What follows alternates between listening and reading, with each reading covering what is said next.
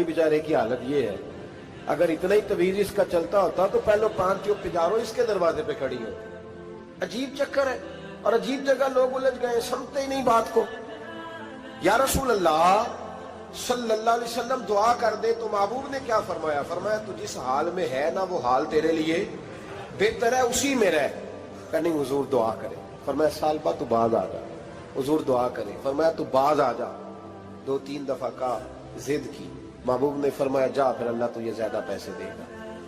चंद बकरियां खरीदी, इतनी बरकत हुई कि बकरियों के रेवड़ बन गए। फिर कुछ बकरियां बेच के गाय खरीद ली, उनके भी रेवड़ हो गए। फिर कुछ ऊंट ऊंटनियां ले ली, रेवड़ ही रेवड़। पहले 5 वक्त मस्जिद में आते थे, अब फजर और इशा रह गई। फिर माल ज्यादा हुआ तो मदीने शहर में कोई जगह ही नहीं, मदीने से बाहर हवेली खरीदी, फिर जुमा ही रह गया।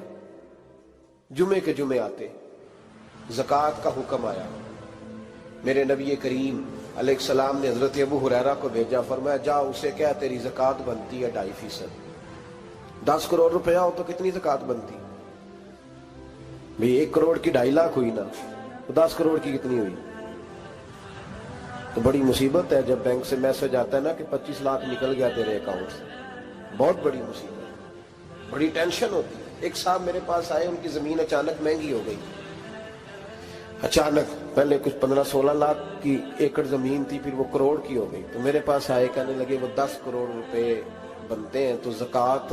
तो मैंने कहा आपने क्या किया? जरी जमीन पे उशर आता है, उस पर ज़कात नहीं आती, तो आपने क्या किया? कहने लगे वो कुछ सोसाइटी के रूल के मुताबिक मैंने फाइलें वगैरह ले ली है, अब मैं ना कभी मौका आएगा तो उनको बेचूंगा। तो मैंने कहा अब तो आपका ये माल हो गया बिजनेस का, तो अब तो उस पर ज़कात आएगी। 10 करोड़ पे जब 25 लाख सुना तो कहने लगे फौरन देनी पड़ती है कि थोड़ी थोड़ी से भी काम चल जाता है। तो मैं उनका चेहरा देखने लगा। मैंने कहा नहीं वो तो आपको पता है, वैसे हजरत उमर फरमाया करते थे बांट के ना दो, कोशिश करो किसी एक कोई दो, चलो किसी का तो कुछ बन जाए, तो एक कोई देनी चाहिए। कहने लगे तो मतलब ये ऐसा ही हुक्म है? मैंने कहा आप किसी और से तहकीक कर ले। अब ये भाई लेते वक्त नहीं तुझे टेंशन हुई कि 15 लाख का करोड़ हो गया, तो उस वक्त तूने कहा कि या अल्लाह, तो ये कैसी सोच है मुसलमान? किस तरह का इसका? हमारे यहां जब किसी आदमी पे हालात खराब होते हैं ना, तो सबसे पहले वो इस तरह करता है कि जो मैं कहीं अल्लाह के रास्ते में देता हूं पहले उसे बंद करो।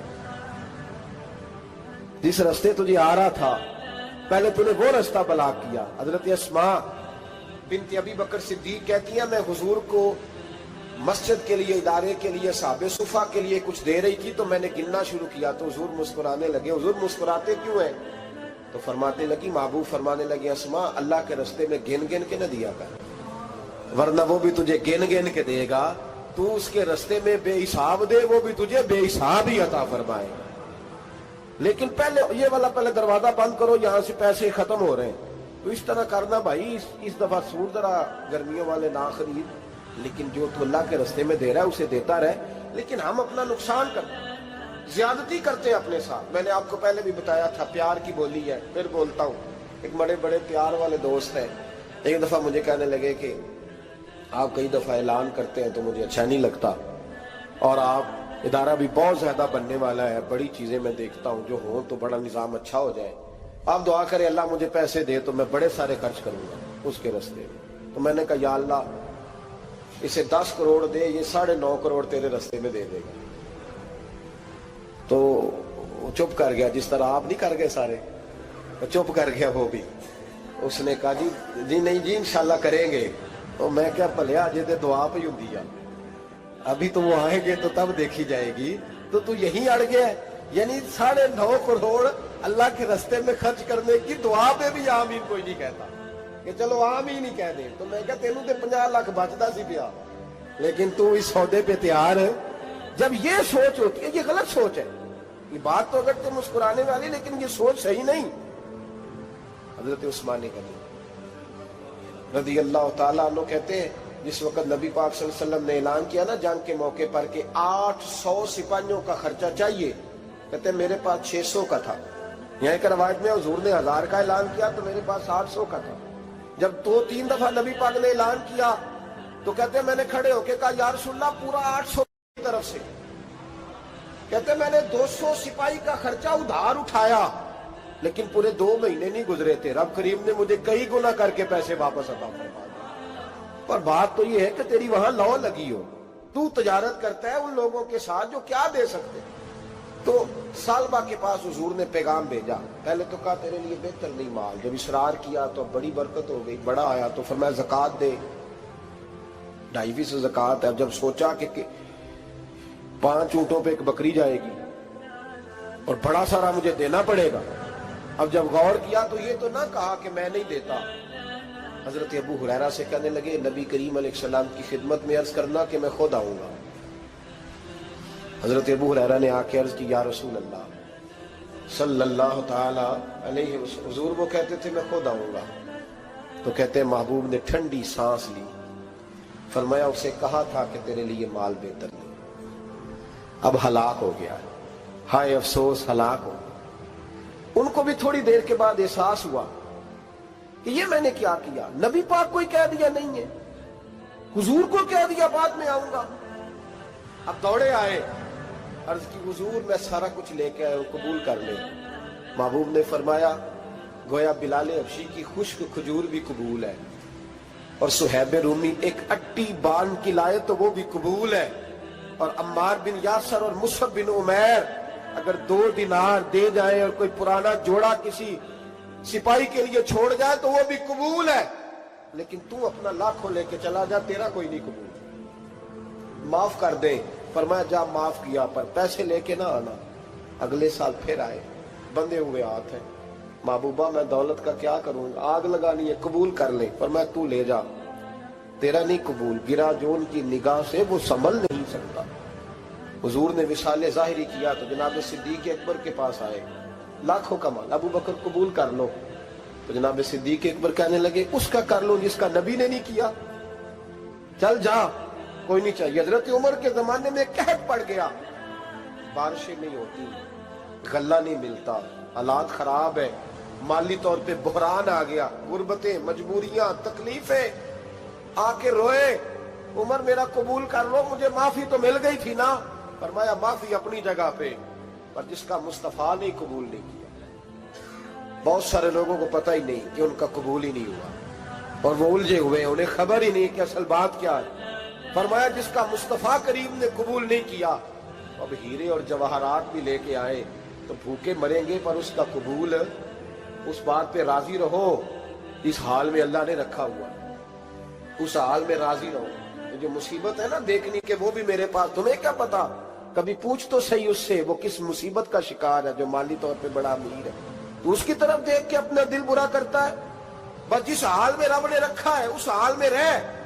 حضرت عثمان غنی کے زمانے میں تو وہ وصال کر گئے، لیکن بھائی تو جس حال میں تیرا رب تجھے رکھتا ہے اس حال میں رہ، تیری مالی پریشانیاں ختم ہو جائیں۔ میں نے پہلے بھی شاید آپ کو ایک دفعہ کہا تھا، میں تعلیم سے فارغ ہوا تو میرے ایک استاد اور میرے کچھ دوست کہنے لگے افریقہ آ جائیں آپ، بھائی بہت بڑا ادارہ ہے، اس کو چلائیں، اس کو سنبھالیں۔ میری والدہ سے میں نے کہا، کچھ طبیعت ہوتی ہے نا انسان کی، میرا بھی دل لگ گیا۔ میری اماں پڑھی نہیں تھی لیکن اللہ نے دانائی بڑی عطا فرمائی تھی، حکمت بڑی تھی، سیانی بڑی تھی۔ تو میں نے کہا اماں جی وہ مجھے ساؤتھ افریقہ کی دعوت ہو رہی ہے تو آپ کیا کہتی ہیں؟ تو اٹھ کے میرے پاس آ گئی اور مجھے انہوں نے اپنے بازوؤں میں لے لیا، پھر میرا ماتھا چوما، کہنے لگی پتر میں تے وال بھی نہ پوٹ کے دیوا کسی، ہم نے دولت کا کیا کرنا، تو اللہ کا نام لے کے کہیں بیٹھ جا، رب کریم رون کے لگا دے گا، خیر ہو جائے۔ تو میرے بھائی یاد رکھیں، ان چیزوں سے تھوڑا سا دیکھیں نا، قناعت کریں، جو اللہ نے دیا اس پہ راضی ہو جائے، اللہ بڑا مہربان ہے، وہ آسانیاں کر دیا کرتا ہے۔ تو یاد رکھیں میرے رسول کریم علیہ السلام نے ایک تو ہمیں درس یہ دیا ہے کہ تو سمجھ جا، قرآن نے ہمیں بتایا ہے کہ روزی تیری ذمہ داری نہیں، روزی کس کی ذمہ داری ہے؟ اللہ کی۔ اور دوسری بات یہ کہ جو اللہ نے تمہیں دیا ہے اس پہ تو راضی ہو جا، تیری مالی پریشانیاں ختم ہو جائیں۔ اور پھر حضور صلی اللہ علیہ وسلم نے فرمایا مذہبی طور پر جب دیکھو تو آگے دیکھو، اور دنیاوی طور پر جب دیکھو تو پیچھے دیکھو، پریشانی ختم ہوگی۔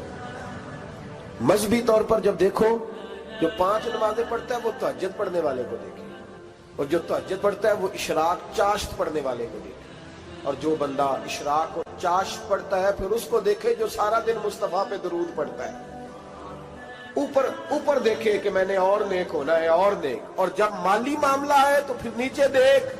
अगर तू बैठा ना पजारों पे तो फिर टूटी वाले पे नजर कर, उसका क्या हाल है। और अगर तू वहां बैठा है तो देख, मेहरान वाला भी तो गाड़ी चला ही रहा है ना। और अगर तू वहां है तो मोटरसाइकिल वाला देख, और तू वहां है तो फिर साइकिल वाले पे नजर।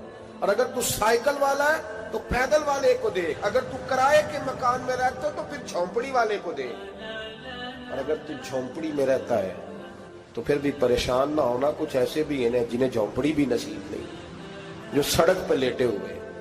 और अगर तू तंदुरुस्त है ना तो कभी जाके अस्पताल में देख हाल क्या है, लोग किस हाल में है। तो हम शुक्र नहीं अदा करते, उसका नुकसान क्या होता है, नेमतें चली जाती हैं। अल्लाह फरमाते हैं लाइन शकर तुम लाज़ीदन्नकुम, तो शुक्र अदा कर, मैं नेमतों में इजाफा कर दूंगा। तो भाई माली परेशानी का तीसरा सबब यह है कि हम देखते हैं माली तौर पर ऊपर, तो फिर हमें तबीयत बिगड़ती है। और फिर माली परेशानियों के कुछ और असबाब भी हैं। इमाम शाफी फरमाते हैं जिन घरों में लोग फजर की नमाज के वक्त सोए होते हैं उन घरों में रिस्क नहीं आता। आप फरमाते हैं फजर का वक्त अल्लाह के देने का वक्त है, उस वक्त अल्लाह बांटता है।